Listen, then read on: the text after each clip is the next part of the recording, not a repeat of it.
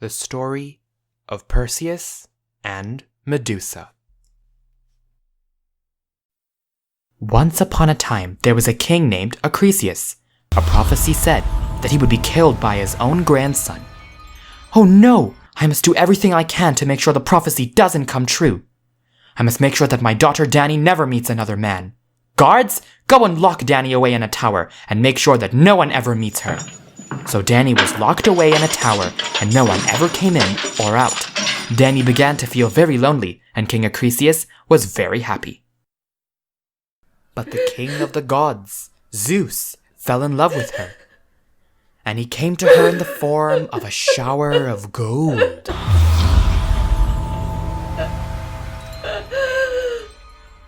Hello, Dani. Don't be alarmed. I am Zeus, the god of the sky, and I have come to end your loneliness. You will soon give birth to my son.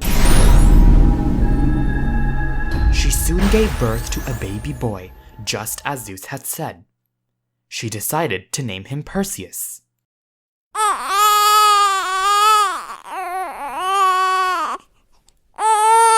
Huh? That sounds like a baby crying. But how could Dani have given birth to a son? It must be because of Lord Zeus. I can't kill the baby, or else Zeus will become very angry at me. I have an idea! King Acrisius put them both in a box and threw them into the sea, because if they drowned, then it wouldn't be his fault, it would be the sea god's fault. The box was eventually found by a fisherman.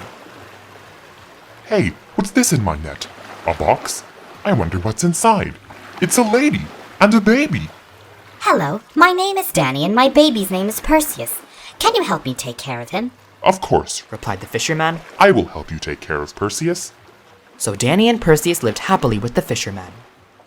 The fisherman had a brother who was the evil king of the island. That lady Dani looks very beautiful. I want to marry her.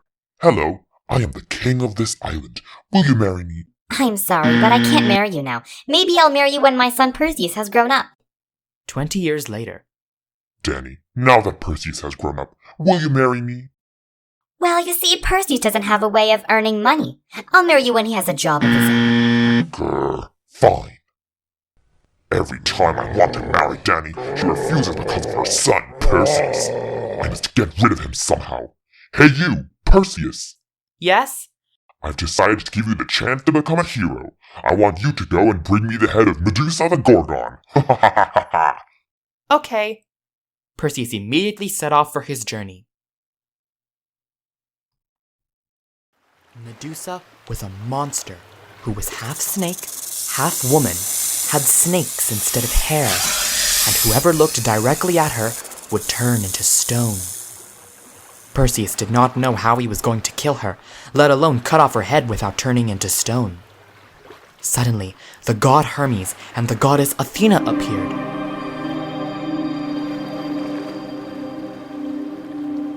Hey, half-bro. It's nice to meet you, Perseus. We've heard about the task you were given, and we understand that it's almost impossible to do. But we've come to give you a helping hand.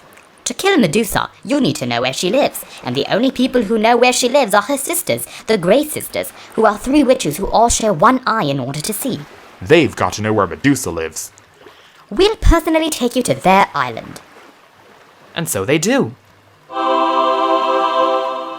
They took him to the island and warned him that the witches loved to eat humans. So, Perseus carefully snuck up on them. But they still managed to see him. Look, sisters, can you see what I see? Obviously, idiot, we look through the same eye.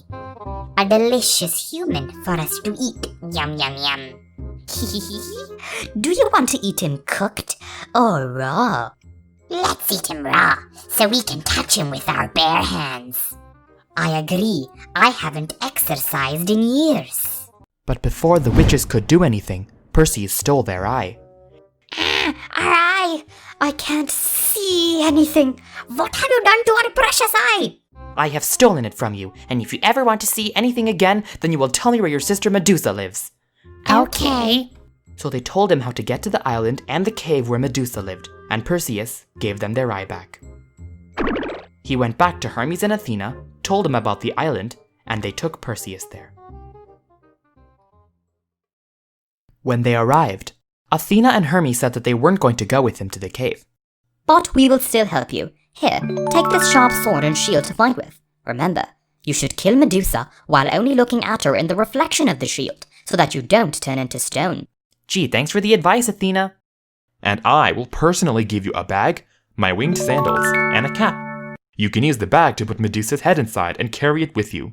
You should also wear my winged sandals so that you fly into the cave instead of walking. This way, your footsteps won't wake up Medusa while she's sleeping.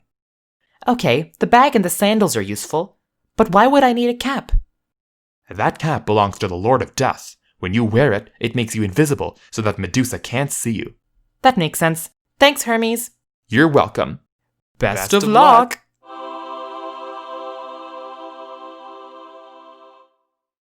Equipped with his gear, he put on the cap and became invisible.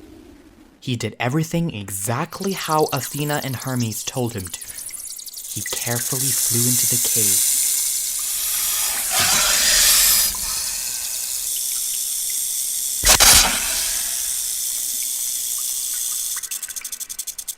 And in the reflection of the shield, he saw where Medusa was. With his sword, he cut off her head and put it into the bag. Having finished the task given to him, he flew home. On his way, he saw a princess about to be eaten by a sea monster. He used Medusa's head and turned the sea monster into stone. Both of them fell in love with each other. He then saved her and she agreed to marry him. So he flew home with his new wife. Perseus arrived at the castle of the evil king. You will marry me. No! Perseus, what's going on? Cover your eyes, ladies. Yo, king, here's the head you asked for. No! Perseus turned the evil king and his evil men into stone. Danny then married the fisherman, who became the king of the island. Perseus gave all of his equipment back to Hermes and Athena, as well as the head of Medusa. Then, Perseus and his family went back to King Acrisius' kingdom. Not wanting to be killed by his own grandson like the prophecy said, King Acrisius ran away from the kingdom, and Perseus became the king. One day, Perseus was participating in a disc-throwing contest. He threw the disc so far that it hit an old man in the crowd and killed him.